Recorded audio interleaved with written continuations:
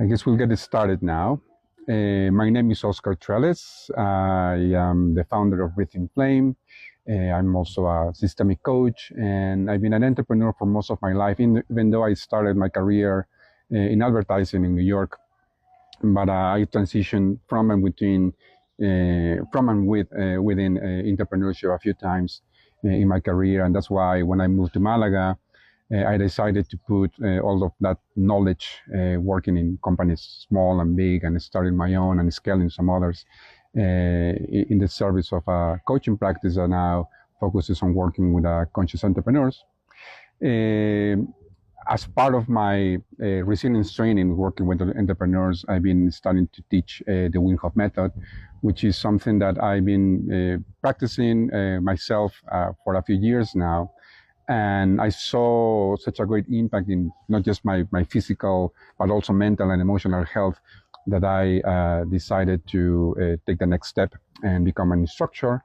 And I've been leading workshops in all of the Costa del Sol. I might do a couple of them here in Lima when I come back there. But building on top of the Wim Hof method practice, I realized that there was space to bring a larger program together, because the Wim Hof method introduces us to two what we call hormetic stressors, right? So practices that push our body to adapt to adversity, and our body and our mind doesn't distinguish whether the adversity is physical or emotional, right? And the challenge today may be ice bath, but tomorrow it could be losing a job, or having a fight with your partner, or somebody cutting you off at the highway. And it's not like problems are going to go away, but hormetic stressors teach our body and our mind to deal with challenges with more grace and with more centeredness. And that's what I wanted to bring this to other people, because they have been really significant in my own development personally, but also in my businesses.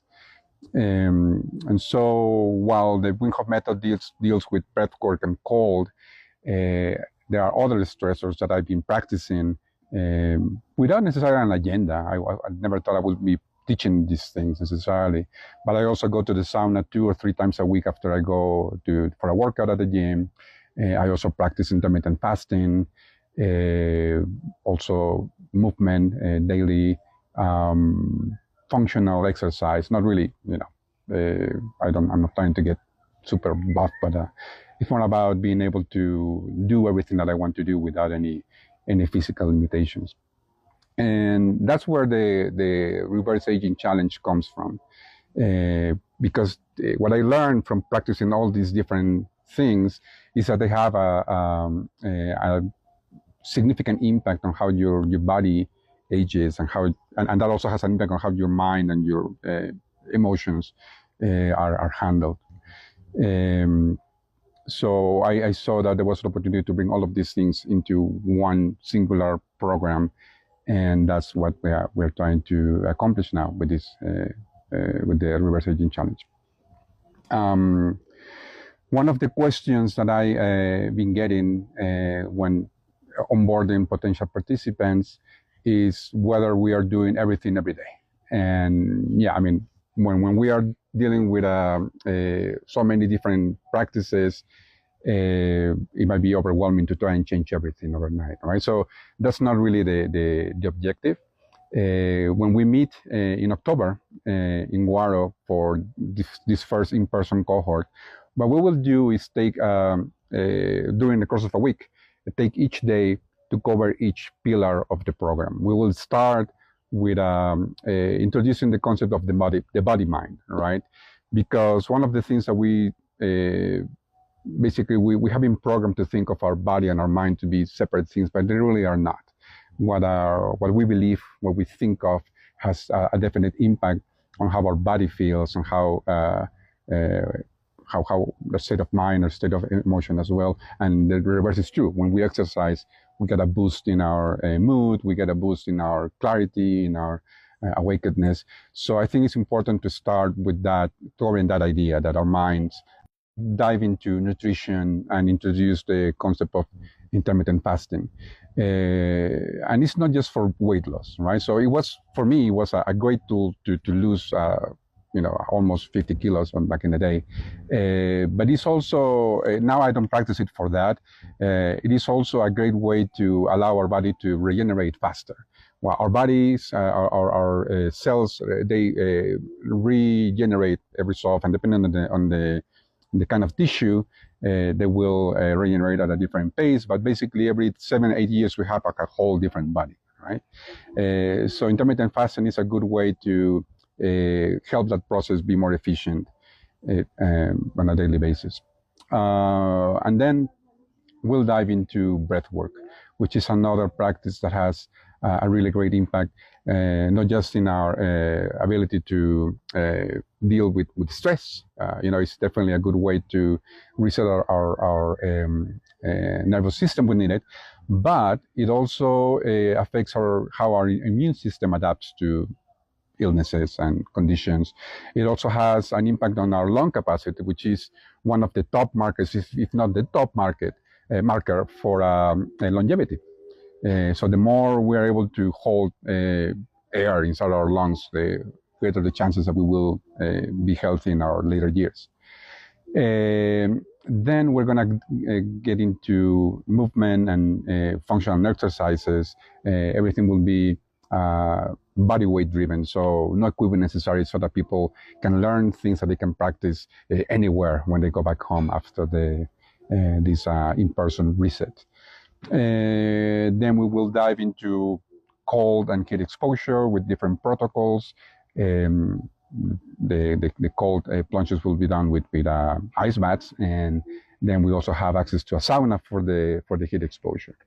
And then at the end, on the last day, we're going to integrate everything and personalize to you based on what you learn in this week, so that you can get a strategy for yourself how to come from point A today to point B, which is where your baseline, this desired baseline, is based on your own goals and your own lifestyle. Because again, it's not about introducing violent changes to your lifestyle over time, overnight, but introducing natural habits that are sustainable, so you can improve your lifespan little by little as you follow this plan that you're putting together. Are there any questions over there? Well, one question is, what happens after the program? Well, after the program, one of the things that often gets overlooked is the importance of community as also part of our Healthspan. I remember there is this documentary on Netflix called Blue Zones, and they started to look at different regions in the world where people just naturally live above 100 years old. And obviously there were nutrition components to that. They also found that a lot of these places where people live for such a long time also weren't like plain places. People had to walk, climb to move and do their daily activities on a daily basis. But the one thing that they found that was somewhat surprising is that the availability of a network of people, or things to do, a reason to live, basically, a community, a sense of, I guess, they were going to sell stuff in the market, and they had no issues, right, with mobility. But that's because they have to do this on a daily basis, right? So community is an important component of this, and this is why after what we're trying to do here is not just a one and go situation, but create a community of people that are committed to improving their health span and their health, and taking the lead on their health in the long term. So should people that have any special conditions refrain from joining, or is this open to, what are your recommendations in terms of anyone that wants to join? What should they keep in mind? Yeah, no, this is really accessible. All the practices that we are teaching, that we're introducing, are not just accessible, but also proven, right? And we are not going to force anybody to do things that are out of their capabilities, right? We will challenge all of ourselves a little bit to get to this new baseline, but all of these practices are completely accessible to everybody that is interested in improving their health span. What about would there be some free time during the 7-day span so that people can connect to the land or explore, or just maybe catch up with some of the work if they have to manage that as well? Of course. So the program, the schedule of the program is definitely it's meant to provide a little bit of challenge, right? So we're going to have the mornings filled with learning theory and practicing everything that we are learning. But during the afternoons, we will have time to integrate, time to even catch up with work if you need to look at things.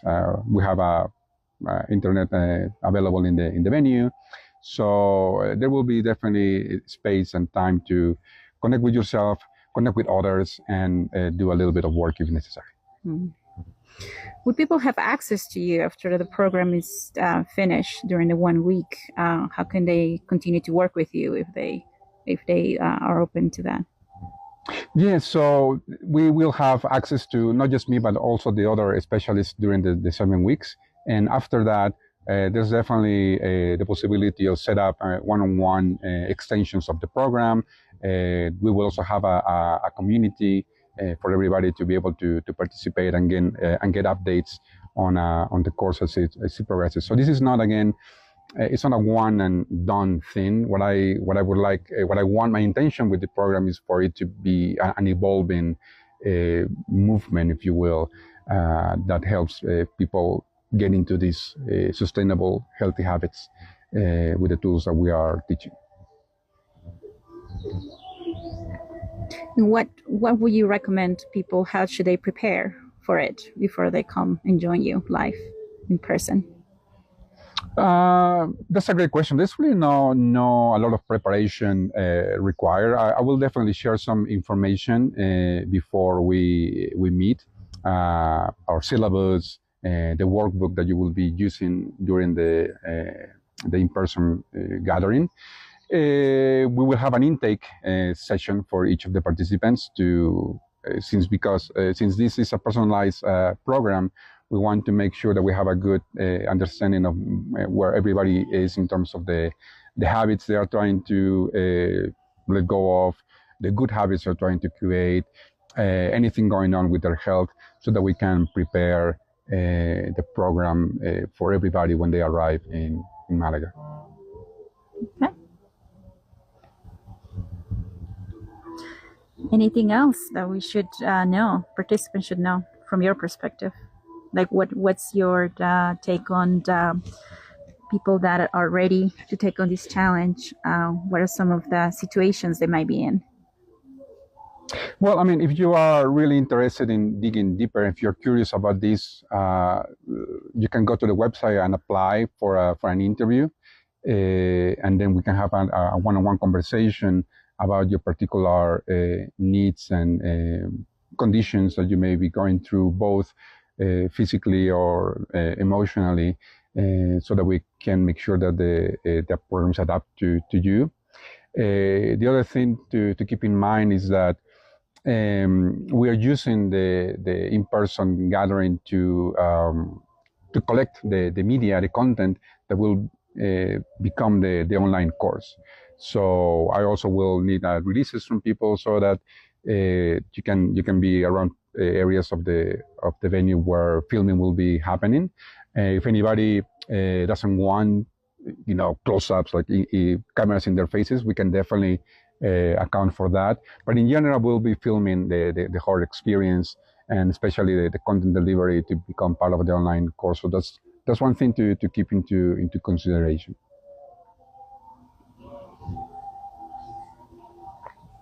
Anything else that we should know? No, I mean, just come read more about the reverse energy challenge on the website.